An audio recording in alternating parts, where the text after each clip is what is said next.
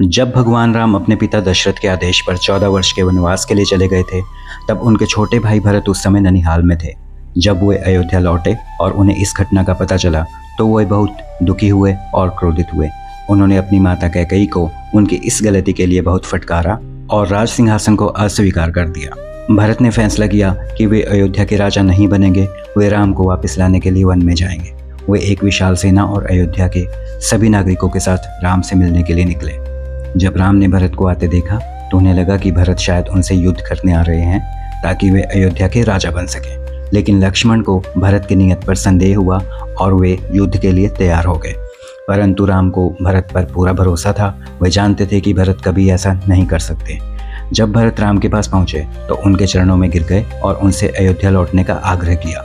भरत ने राम को बताया कि वे उनके स्थान पर राजा नहीं बनेंगे और यह सिंहासन केवल उनका है। राम ने भरत को समझाया कि उन्हें अपने पिता के वचन का पालन करना है और वे 14 वर्ष का पूरा वनवास करके ही अयोध्या लौटेंगे। राम के दृढ़ निश्चय को देखकर भरत समझ गए कि राम अपने वचन से पीछे नहीं हटेंगे। तब भरत ने एक अद्भुत त्याग और भक्ति का परिचय दिया। उन्होंने राम से उनकी खड़ाऊं मांगी। राम ने अपनी खड़ाऊं भरत को दे दी। भरत ने उन खड़ाऊं को राज सिंहासन पर रखा और खुद एक तपस्वी का जीवन जीते हुए नंदीग्राम में रहने लगे। भरत ने 14 साल तक राम की खड़ाऊं को सिंहासन पर रखकर अयोध्या पर शासन किया।